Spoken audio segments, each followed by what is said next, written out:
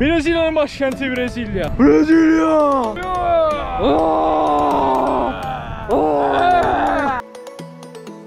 Brezilya'da 4.300.000 kişi yaşıyor.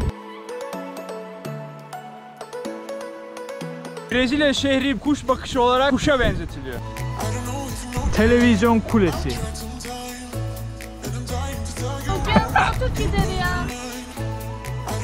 Bir ülkede güç 3 taraflıdır. Adalet, meclis, devlet.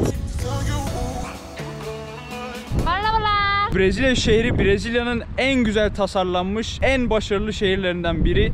Her yer böyle güzel binalarla dolu. Şehrin hikayesi 1955 yılında bir abi Oscar Niemeyer 1955 yılında diyor ki bir şehir yapacağım diyor. Hayallerimizin şehri diyor. Ve bu şehri başkent yapacağız diyor. Şehir 4 yıl içerisinde tamamlanıyor. Tabi bundan önce 1955 yılında planlanmış, tasarlanmış. 1960 yılında bitiriliyor 4-5 yıl içerisinde. Ardından da şehir UNESCO tarafından korunuluyor ve başkent ilan ediliyor. 1960 yılından öncesinde Brezilya'nın başkenti Rio de Janeiro. Sonrasında ise Brezilya'nın başkenti Brezilya. Bu bilgileri niye verdim? Çünkü burası bir tarihi müze.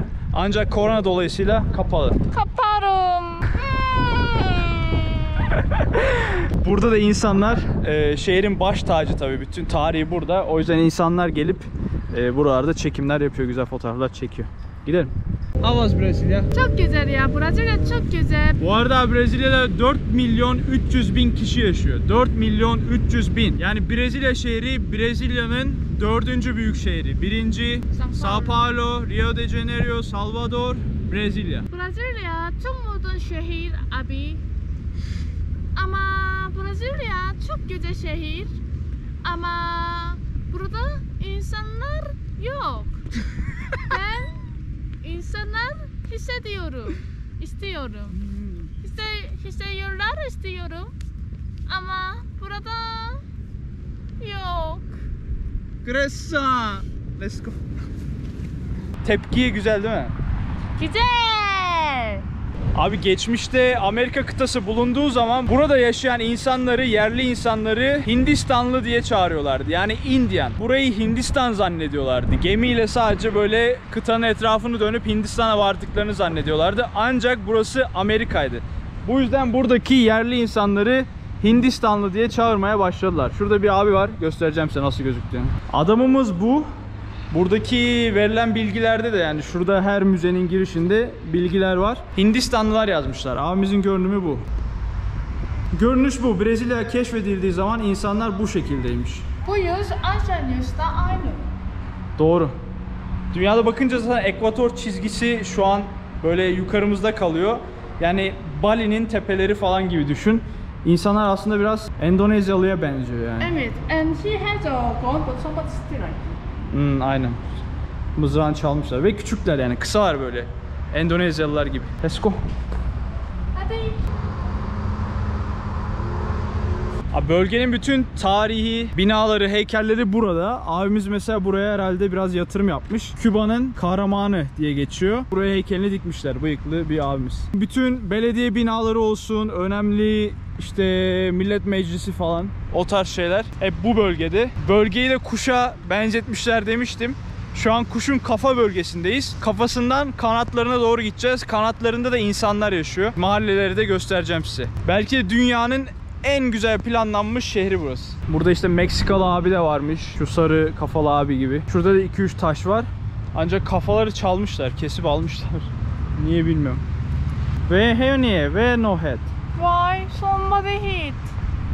Burrito Perdido diye bir adam var. Neci bilmiyorum ama burası onun meydanıymış. Burrito Square diye geçiyor. Burrito meydanı. Dediğim gibi şuralar hep devlet binaları, meclisler, işte kongresler, toplantı salonları, öyle yerler. Ve hemen yanında meydandan gözükebilecek bir uzaklıkta futbol sahası var. Brezilya'nın futbol sahası. Bu kadar içli dışlılar yani. Devlet meselesi, bir nevi devlet meselesi futbol. Hemen burada. Burası dediğim gibi Brezilya şehrinin spor bölgesi. Stadyum var burada. Ulusal stadyum sanırsam.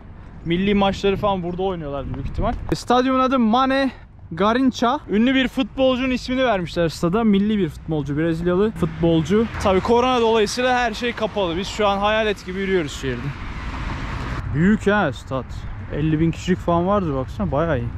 Çok güzel tasarlanmış ya, kocaman şehir. Gep geniş yani, insan bile yok. Bisiklet için çok iyi bak. Şu abiler şu an acayip eğleniyordur. Burası etkinlik binası ve bina kocaman. Şehrin ortasındaki en büyük bina. Burada insanlar evleniyor, işte yüzüyor, bir şeyler yapıyor. Her türlü bölgesi var içinde. Tiyatrosu, her türlü şey var. Şehir acayip planlanmış. Acayip planlı bir şehir. Oscar abimiz demiş ki bir şehir yapacağım dillere destan. Ve burayı araştırınca insanlar şey diyor. Hani çok güzel bir şehir değil, kötü bir şehir de değil. Beğenir misin, beğenmez misin bilemem. Ama daha önce böyle bir şehir görmediğine adım gibi eminim yazmışlar. Haklılar. Yani şöyle ağaçların sayısı bile planlanmış yani, böyle 3 buraya, 3 buraya, 3 buraya. Her şey böyle simetrik, güzel duruyor, bakımlı duruyor. Brezilya'nın yaşanılabilecek en güzel şehirlerinden biri de burası. Tam merkezinde. Peki neden burası? Çünkü Brezilya çok büyük bir ülke. Haritayı şöyle koyayım. Çok büyük bir ülke ve Brezilya şehrini tam böyle ortaya, engebeli olmayan boş bir araziye yapmışlar. Niye yapmışlar? Sağdan soldan Brezilya şehrinin dışında, yani ülkenin etrafında kurulan şehirler acayip gelişmiş. Okyanus kıyısındaki özellikle. Rio olsun. İşte Sao Paulo biraz içeride ama Santos kısmı falan. O kıyı kesimi, böyle Salvador falan. En büyük 3 şehri Brezilya'nın kıyı kesiminde. O yüzden demişler ki biz bunu biraz ortalayalım, başkenti ortaya alalım ki insanlar ülke dağılsın. 250 milyon nüfus var mesela. Yarısından çoğu kıyıda yaşıyor. O yüzden başkenti buraya almışlar. Şemsiyeyi kırdı. Biz mesela otobüsle buraya geldik. Otobüsle gelirken gördük. Böyle kıyı kesimleri çok yoğun. Hani bir sürü şehir var böyle dip dibe. Ama ortaya girdikçe, böyle 18 saat yolculuk bu arada Rio'dan Brezilya'ya. Ortaya girdikçe şehirler azalıyor. İnsanlar yerleşmemiş. Mesela her yer tarla ama tarlanın ürününü Rio'ya, Sao Paulo'ya götürene kadar ürün çürür yani. 20 saat, 25 saat, 30 saat tırlarda bekleyecek. Yanacak, kavrulacak, çürüyecek. Bu tarz şeyler hep eksi tabii. O yüzden merkezi ortaya taşıyıp merkez kaç kuvvetinden faydalanıp şehirleri etrafına toplamışlar. Şehir öyle bir büyük ki, öyle bir yayvan ki, öyle bir yaymışlar ki kültürel merkez diye geçiyor şu kısım. Komple bomboş, insan yok, araba bile zor geçiyor. Koca böyle voleybol sahaları, tenis kortları, futbol sahaları, park alanları, işte bisikletli abla falan oradan geliyor. İnsanlar eğlensin diye kocaman bir alan yapmışlar ve her şey bedava. Şehir gerçekten mükemmel. Yani insanları buraya çekmek için gelsinler, burada yaşasınlar diye ellerinden gelen her şeyi yapmışlar ve başarılı. Burası Brezilya'nın 4. büyük şehri. Abi şehir yukarıdan kuşa benziyor demiştim ya. Kuşun sol kanadı burası. Şöyle yayılmış, buradan uzuyor ve apartmanlar başlıyor. İnsanlar yerleşmiş. Aynı şekil şu kuş kafası burada. Şu tarafa da diğer kanat gidiyor. Gerçekten yukarıdan bakınca şehir kuş, uçak kanatları gibi. Devam ediyoruz. Televizyon kulesi diye geçiyor. Oh, amazing. Şu an kuşun kalbi. Ve insanlar kaykay falan yapıyor şurada gördüğünüz gibi. Yürüyüş tam merkezi. Dediğim gibi abi burası tam böyle insanlar gelsin Brezilya'da yaşasın diye. Aslında etraf full ormanmış eskiden 1960'larda. O yıldan bu yana 70 sene mi? 40-60 sene böyle gelişmiş. Bak ablamız kayıyor. Öğreniyor. Video çekiyorlar.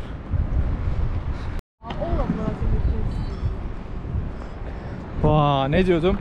İşte 1960'larda buralar full orman. Adamın biri Oscar geliyor, diyor ki buraya hayalimin şehrini yapacağım diyor. Ve 4 yıl içerisinde planlıyor, tasarlıyor, yapımını bitiriyor. Kuş şeklini bitiriyor aslında. Mesela kuş kanatları nerede? Şöyle gidiyor sanırsam. Nerede lan? Şurası. Kanatlar şunlar. Şu binaların olduğu bölge kanatlar. Şöyle kanat, şöyle kanat. Kuşun kafası, gövdesi, kuyruk kısmı da böyle gidiyor. Biz gıçına doğru gidiyoruz kuşun. Abi şimdi size efsane bir taktik vereceğim. Normalde bu Hollanda, Amsterdam'da da böyle yazı var. I love Amsterdam diye. Arkasına geçip fotoğrafı çektikten sonra fotoğrafı çevirince, aynalayınca yazı süper oluyor. Ve bir sürü fotoğraf çeken insanlar yazının arkasında kalıyor. Nasıl taktik? Efsane değil mi? Yapacağız şimdi. Şehir gerçekten güzel ya. Ya bugün şansımıza hava çok güzel. Burası var ya, Brezilya 2 haftadır leş. Muson ormanı mı diyeyim, Amazon ormanından yağmurlar mı gelmiş, muson yağmuru mu? Neyi bilmiyorum ama Bugün de aslında yağmurluydu. Bak bulutların hepsi etrafımızı sarmış durumda şu an. Yani böyle ilerlediğimizde o boşluk bizle birlikte ilerliyor. Çok şanslıyız yani. Şu taraflardan falan geldik. Yağmur çökmüştür oralara. Bayağı iyi ya. Evni, how was it? Çok güzel ya. Hava çok güzel ya. Ama benim evim yalan söyledi. Benim evim bugün çok yağmur var söyledi. Google söyledi. Google, not me. I just checked from Google. Bu yüzden benim Sherlock bebek benim çanta çok yağır. I said to why you take back? We will travel today. Don't take back. I said to you, say I want to take. That's why you take and now you are carrying. What I can. Bu yüzden benim bebek bugün çok yağmur var söyledi. Yalan söyleme bana. Yalan söyledi benim bebek yalan söyledi. Ama bugün hava çok güzel ya. Vay be, nerelere geldik, nerelere geldik. Nepal'den ta nerelere geldik. Nepal'den da nereye geldik, nereye geldik, nereye. Şehir böyle içimizi açtı ya, çok ferah, hava çok güzel. İnsan yok, ses gürültü pek yok. Rahatız yani. Tabii yine bir araba, uçak, helikopter geçiyor böyle ama.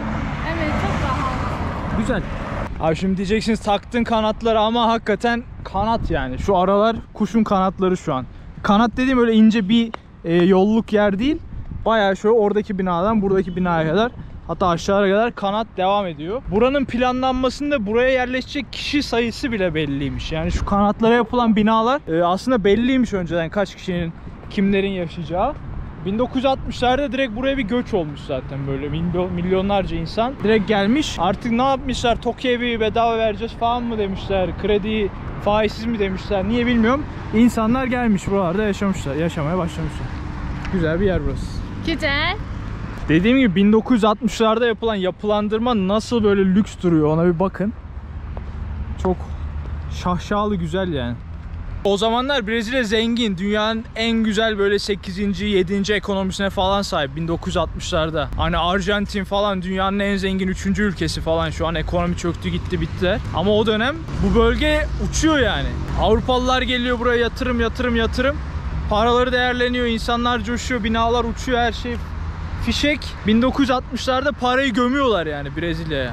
Brezilya şehrine. Buraya parayı gömüyorlar acı. Ama ne oluyor? Ekonomi kötüleşiyor. İnsanlar sapıtıyor. Fazla popüler olmuyor burası. Akım gelmiyor yani. Bu akım olmuyor. Sonra böyle kalıyor. Şu an son hali. Koronadan sonrası. Yine de güzel ama geniş, ferah, rahat bir şehir Brezilya.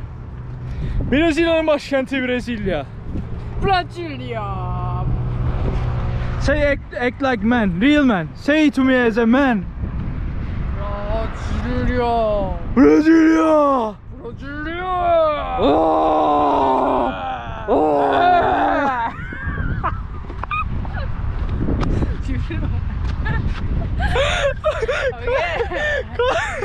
Karnıma kramp girdi.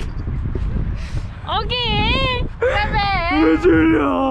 Ya be. Ben princess. Ben princess. Brasilia. AVM'ler şehrin ortasında. Bayağı geniş, yayvan, dediğim gibi böyle. Tiyatro.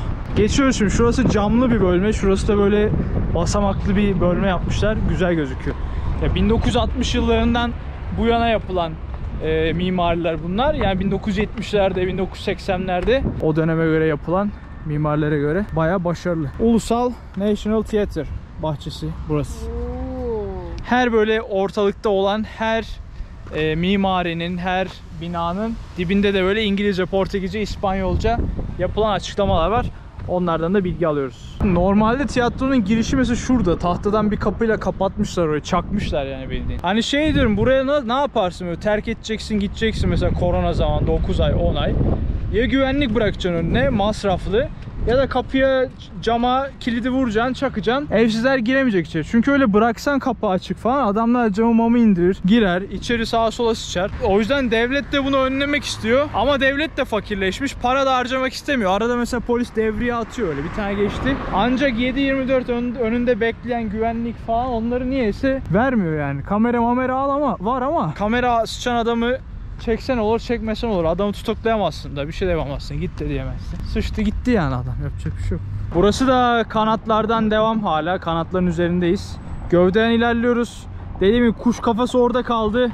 Sağ kanat kongre merkezi, sol kanat. Ne kadar güzel yapıldığını aslında görebilirsiniz, anlayabilirsiniz. Ancak kullanılmadığı için biraz öyle eskimiş. Taşlar dökülmüş, boyalar akmış.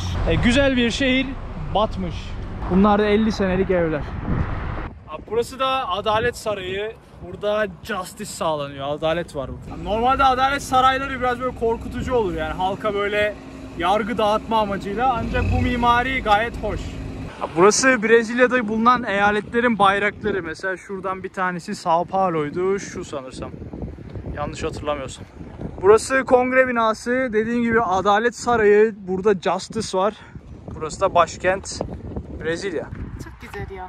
Wow, look at the design. This one like this, this one like this. Çunk çunk. Unbalanced. Modern design of Congress. Çunk çunk. Abi sizlere şimdi bir ülkedeki gücün 3 tarafını anlatacağım. Bir ülkede güç 3 taraflıdır. Adalet, arkamda görmüş olduğunuz bina, meclis, şuradaki bina ve devlet. Yani başkanlık. Bu üç kuvvet birbirinden ayrıysa devlet mükemmel güce ulaşır. Ancak bu üç kuvvet tek el altında yönetilirse ülkenin şaftı kayar. Bu sebeple de bu aslında üç kurum birbirine hep düşmandır. Ancak buradaki sistem durumu biz aslında düşman değiliz, dostuz gibisinden yan yana yapmışlar.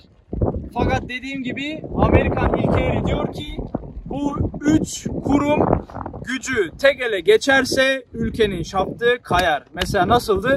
Donald Trump ne yapıyordu? Bir şey öne sürüyordu. Meclis tarafından onaylanmayınca diyorlardı, atıyorlardı.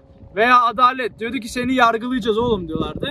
Trump diyordu. Olay böyleydi. Buradaki yapılandırma da bu şekilde. Size bunu anlatıyor bu üçlü. Burası kongre binasının içi yani. Şuralarda bildiğim beyaz masalar var. Yemek falan yiyorlar büyük ihtimal. Yani boş beleş bir şeye benziyor. Fotokopi makineleri var. Bilgisayar makineleri var. Ve koca bir bina var.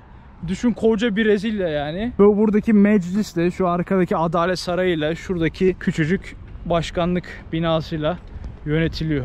Koca bir Brezilya. Düşünce insan aklı almıyor değil mi? Öyle tek merkezden bütün ülkenin. Ülke de Çin kadar yani. Çin'den bir düşük ülke. Brezilya dünyanın en büyük 5. ülkesi mi? 4. ülkesi mi? Öyle bir şey. Rusya, Amerika. Yok Rusya, Çin, Amerika. Pakistan nüfus mu da kafam karıştı. Belki de Brezilya. Diğeri Brezilya. Kanada da var arada. Yani ilk 5'te yani kesin. Böyle bir yer. How was it? Do you want to vote the president? You don't want? I support kingdom and I gonna be king. And You I can will be control queen. all of country a lot. Queen, Any queen. country, any king. Everybody chocolate ice cream. Yeah, chocolate country. I make Amazing. chocolate country. I'm sure you can do better than them. I think so. Chocolate kingdom. Bu binaların hepsi de bakanlıkmış. Mesela yanlarında yazıyor. Şurası Savunma Bakanlığı. Burası Ekonomi Bakanlığı. Şöyle yazıyor. Göstereyim. Ekonomi Bakanlığı alttan yazıyor. Şurası Sağlık Bakanlığı. Bütün bakanlıklarda bu bina. Ortada meclis. En güçlü yeri böyle meclise koymuşlar.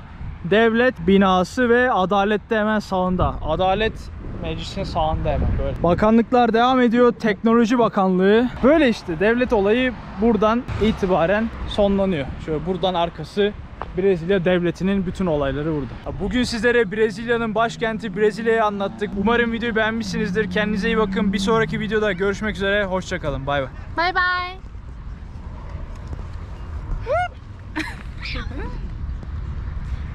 Ben Oğuzhan Tıraş. Eğer gezi videolarımı beğendiyseniz abone olmayı unutmayın. Bu kanalda dünya üzerindeki bütün ülkeleri hep birlikte gezeceğiz.